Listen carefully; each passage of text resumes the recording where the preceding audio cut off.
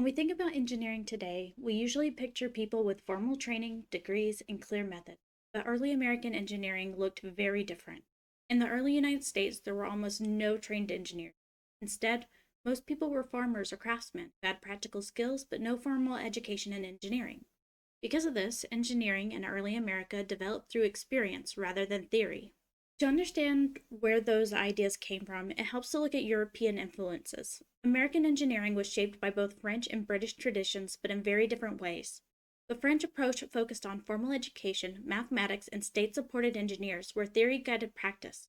On the other hand, the British approach was much more hands on, relying on apprenticeships and learning by doing, where the goal was simply to make something work. American engineering ended up combining both of these approaches, blending theory with practical experience. This connects directly to the difference between artisanal work and engineering. Early Americans were highly skilled at building things like houses, tools, and farms, but that didn't necessarily mean they had the knowledge required for large-scale projects. As Morrison explains, they had know-how, but not always the deeper understanding of know-why. Engineering required a level of planning, precision, and coordination that went beyond traditional craftsmanship. We can see all of this come together in the construction of the Erie Canal. At the time, almost no one in the United States actually knew how to build a canal. Many of the people leading the project had little to no formal experience and had to figure things out as they went. They dealt with constant challenges like collapsing walls, leaking water, and inaccurate measurements.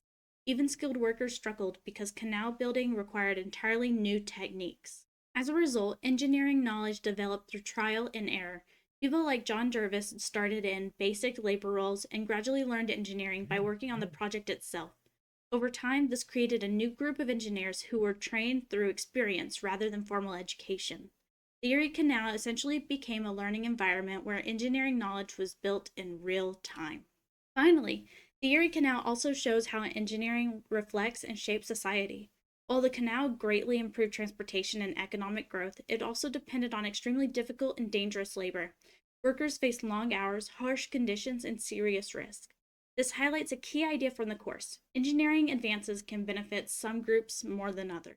As engineering projects became more complex and the need for consistency and expertise grew, this kind of trial and error learning began to change, leading into the next phase where engineering starts to become a formal profession. At the turn of the 19th century, the United States had around 75 million people living coast to coast, which also they saw a rise within professional societies in the United States as well. But not just everybody could join those professional societies. They did have standards and only certain people could join those as well.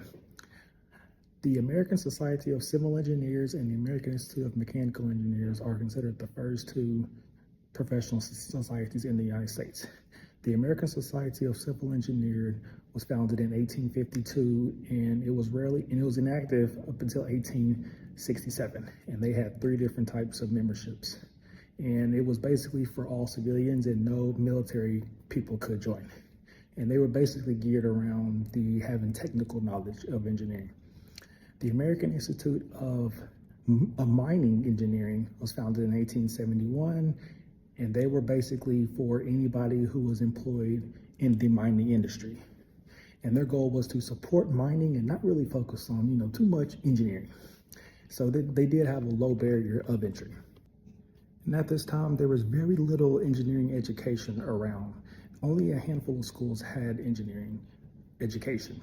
I mean, the Erie Canal was considered America's first school of engineering, but there was also the West Point Academy for the Army, was introduced with the very first 4-year curriculum in 1817. And that was basically for only military only. With the help of the Morrill Land Grant Act in 1862, which gave the states the federal funding to provide for multiple colleges and universities in the U.S. They gave them the land. You start to see a lot more universities within the U.S. have engineering programs, but none of them were sustainable. Women and minorities had a tough time if they wanted to break into engineering. It was no education, and they were often thought of as either weak or incapable of learning engineering.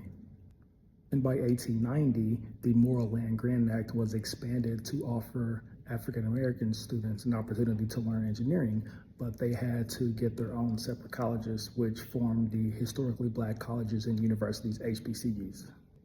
There were multiple pathways to break into engineering, whether it was on-the-job training, technical education, apprenticeships, or family association.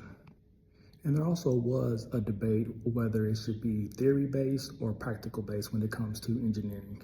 And there were a few people on either side that argued that their side was the best over the other side, but there were risks that came with that as well.